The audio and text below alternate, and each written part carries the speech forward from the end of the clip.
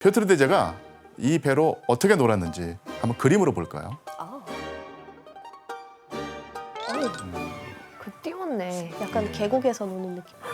피오트르 대제가 이 배를 강에 띄우고 놀기 시작을 했는데, 그리고 이 배와 비슷한 배들을 만들어서 그 엘리트든 외국인이든 그리고 평민이든 가리지 않고 이 전쟁 놀이를 벌이는데 다 합류하게 합니다. 이때 피오트르 대제가 전쟁 놀이를 하는 것을 지켜보는 사람이 있었죠. 바로 이복 누나 소피아 공주였어요. 무서워. 반응은 어땠을까요? 되게 경계했을 것 같아요. 경기가 아니고 내뜰 것 같은데 저러고 있으라고. 놀이 정도잖아. 예, 그냥 무시했을 거야, 저 때. 무시했죠. 예. 아유, 저놈 저거 노는 거 봐라 생각 없이 이랬을 수도 있지. 쟤는 아무 비전도 없다. 야, 저 배. 비전이 없어. 배 갖고 놀고 있다. 야, 이러면서. 그 소피아 공주가 경계했을 거라고 하는 의견과 가만 내버려뒀을 거라는 의견이 지금 있는데, 소피아 공주는 300명의 인원을 더 투입해 줍니다. 이런 전쟁 놀이에. 에? 거기서 그치는 것이 아니라 창고에 있는 무기까지 꺼내서 주면서 자유롭게 놀도록 허락해 주었어요. 갑자기 왜 이렇게 태도가 변했지?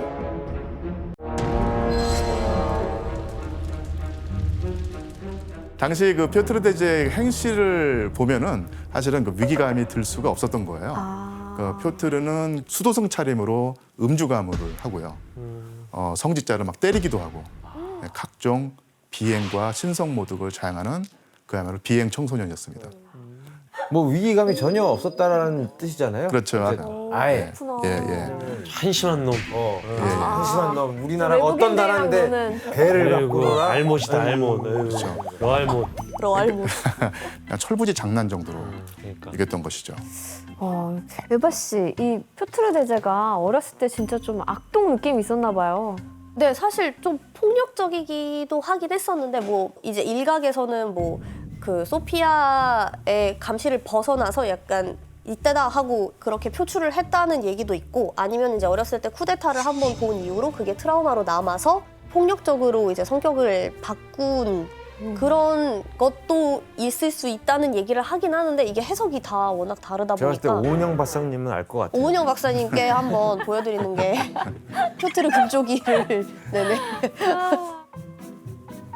예, 이렇게 그 피오트르 대제는 그 소피아 공주의 그 방심 그리고 그 예상외의 지원을 얻어가면서 이 전쟁 놀이를 확대합니다. 이렇게 만들어진 게 바로 일명 놀이 부대입니다. 놀이 부대. 예. 야, 좀 많이 커졌어. 놀이의 스킬이 아닌데 이거는? 아니 군복들이 다 있는데요? 지금 놀이치고는 아주 제법 모양이 갖춰졌죠. 예. 그 피오트르는 놀이 부대에 들어올 소년병을 모집하고 보병과 승마 훈련을 하게 했고요. 대검, 도끼 이런 무기를 제공한 다음에 요새를 지어서 호위하고 방어하는 훈련까지 하게 했어요. 체계적이네. 예. 아니, 그러면은 어린 나이부터 육성되는 표트르 부대가 만들어지는 거 아니에요? 예, 소년병 부대였었는데 와. 이게 나름대로 아주 치열하게 훈련을 받았던 것이죠. 와. 그 결과 이 놀이 부대 인원이 약 3,500명 늘어납니다. 3,500명 늘어납니다. 진짜 부대인데? 예. 그래서 이제 거의 진짜 근데. 2개 대대를 편성하는데요. 놀이 수준이 아닌데요? 그래서 이제 모의 전투를 하기에 이르렀고, 이렇게 피오트르 대제는 놀이를 가장해서 자기를 지킬 수 있는 호위 군대를 갖춰나가기 시작을 합니다. 진짜로요? 진짜 똑똑하다. 그리고 이제 저거를 모의 전투 같은 거를 하다가 뭐 어떤 폭발물 같은 게 튀어서 뭐 화상을 입기도 하고, 그러니까 실제로 다치는 상황이 발생도 했었고, 한 20여 명을 뭐 죽게 만들기도 했다는 뭐 그런 놀이 얘기도 전투하다가? 있었고, 네, 그러니까 이게 아이고. 놀이라는 그 단어를 사실 어찌 보면 이미 벗어난. 맞네요. 네. 네, 그러던 어느 날 그는 짜르로서 절체절명의 위기인 동시에 또한 절호의 기회를 맞이하게 됩니다. 그 실질적인 그 권력자였던 소피아 공주는 순조롭게 그 섭정을 하는 듯이 보였는데, 1686년에 그 일대의 그 강자였던 폴란드와 이 평화 조약을 체결해서 1687년 이 폴란드와의 평화 조약을 바탕으로 해서 오스만 제국과의 그 전쟁을 위해서 크림반도로 원정을 떠나게 해요. 이 자기의 부대를.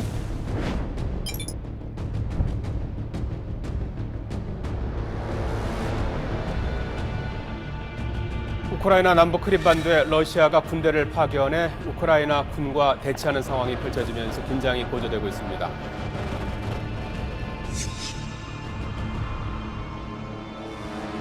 그런데 이 소피아가 그 보낸 군대가 전염병 그리고 보급 문제로 제대로 싸워보지도 못한 채 결국 이제 실패해서 돌아온 거예요. 그리고 그 두 해 뒤 약 11만 명의 군대를 다시 원정을 하게 만들었었는데 같은 이유로 또 성과 없이 빈털터리로 돌아오게 됩니다. 문제는 바로 여기서 발생을 했는데요. 오스만 제국 원정을 위해 나섰던 군대 사령관이 바로 소피아 공주의 애인이었던 애인이었던 바실리 골리츠인이라고 하는 인물이었거든요. 이 최측근인 골리츠인이 전쟁에 실패하고 돌아온 게 알려지면 이 소피아의 권력이 약해질 게 뻔하죠. 그래서 소피아 공주는 전쟁의 성과를 부풀려 가지고요. 마치 골리츠인이 승리한 것처럼 성대하게 맞이합니다. 이때 그 소피아 공주의 행동에 반발하는 사람이 나타나죠. 누구였을까요? 퓨트르?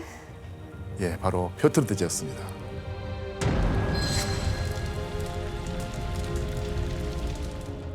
표트르가 이들의 환영 장치에 그 참석하는 것도 이제 거부하고요. 소피아의 결정에 처음으로 이제 제동을 걸기 시작하는 것이죠. 이제 반항을 하는 건가? 아니 저게 지금 87년이잖아요. 15살이에요. 중2입니다. 중병. 예. 중이병. 중병이 왔어. 하지만 이게 정답입니다. 예. 오. 지난날 공동 자리에 올랐을 때 그 표트르가 10살밖에 안 된 어린 소년이었는데 어느덧 17살로 17살. 예, 컸어. 어엿한 성년이 됐죠. 그리고 또 하나 자기가 마음만 먹으면 언제든지 자기를 위해서 싸워줄 수 있는 놀이부대. 수천 명의 놀이부대가 있었죠. 든든하겠다. 예, 이렇게 든든한 호위부대가 생기면서 표트르에게도 자신감이 생기기 시작했던 것입니다. 이렇게 달라진 표트르의 행동에 소피아 공주가 과연 가만히 있었을까요? 아니죠. 그 부대들 다 철거하겠는데? 예. 철수하게 하고 무기 다 뺏고 하는 거 아니야? 그러니까 소피아도 요놈 봐라 뭐 이런 심정이 됐겠죠. 그래서 다시 한번 표트르의 그 길을 꺾어 놓을 방안을 계획합니다. 그 방안이란 것이 과거 쿠데타를 일으켰던 황실 부대를 또 한번 이용하는 거였어요. 그래서 소피아는 자기와 여전히 가까운 황실 부대와 손을 잡고 이젠 자기가 직접 제위에 올라야 되겠다고 결심을 합니다. 그런데 결국 이 소피아의 계획은 미수에 그치고 마는데요. 이 계획이 표트르의 귀에 먼저 들어가게 된 거예요. 그래서 소피아의 계획을 알게 된 표트르가 드디어 대반격을 시작합니다. 먼저 그 모스크바 북동쪽에 있는 요새 같은 수도원으로 자기의 거처를 옮기고요. 놀이부대를 불렀습니다. 그런 다음에 황실부대 핵심 지휘관들에게 명령을 내립니다. 각자 부하 10명씩만 데리고 내가 있는 수도원으로 오라 이렇게 한 것이죠. 만약 여러분들이 이런 명령을 받은 황실부대 지휘관들이라면 어떤 결정을 했을까요? 가야죠. 예, 군대 싹 끌고 가야 되는 거 아니에요? 예. 이들의 결정은 결국 표트르의 명령에 따르는 것이었습니다. 계속된 원정이 실패하고요. 소피아 공주의 위세가 한풀 꺾였던 것이죠. 결국 반란이 일어나기도 전에 소피아 공주의 7년간의 섭정이 한순간에 맥없이 와르르 무너지고 맙니다. 표트르는 소피아 공주에게 수녀가 되라고 명령을 합니다. 그리고 소피아를 수녀원에 감금을 하죠. 그러니까 7년 만에 이복 누나를 몰아낸 표트르 대제는 자기의 어머니에게 섭정을 맡기고 자신을 공격하지 않았던 이복형 이반 5세까지 여전히 공동 짜르로 인정을 해줍니다. 그러던 중 1693년에 표트르가 갑자기 모스크바를 떠나버리고 맙니다. 표트르가 왜 갑자기 이 모스크바를 떠났을까요? 바다 보고 싶은 거 아니에요? 예. 이 당시 상황을 표트르 대제가 직접 설명한 글이 있는데요. 한번 규현 씨가 읽어 주시겠습니까? 바다를 직접 보고 싶어진 나는 항해를 허락해달라고 어머니를 조르기 시작했다. 모정 때문에 이렇게 위험한 길은 보통 금지하곤 했던 어머니는 내 거대한 포부와 바뀌지 않는 열의를 보고 마지못해 허락하셨다. 그래서 그해 나는 그 도시로 갔다. 예. 이게 그 해운법이라고 하는 법령의 서문에 있는 내용인데요. 퓨트르는 이 강과 호수에 그 띄워서 해전놀이를 했던 작은 배가 아니라 큰 배들이 넓은 바다를 항해하는 모습을 꼭 보고 싶었던 거예요. 결국 퓨트르는 모스크바를 떠나서 아르한겔스크라고 하는 곳으로 갔습니다. 예, 이 아르한겔스크는 당시 그 외국과의 교역을 할 수 있는 러시아의 유일한 국제 항구였거든요. 그러니까 퓨트르는 네덜란드에서 건조한 배를 이 아르한겔스크에서 봤습니다. 그 배를 타고 이 백해를 탐험한 것이었어요. 그리고 자기의 그 수호 성자 이름을 따서 이 배의 이름을 성 베드로함이라고 합니다. 많이 발전했네요. 예, 예. 결국 이 배는 그 외국의 해역에서 러시아 국기를 매달고 취항한 최초의 군함이 됩니다. 오.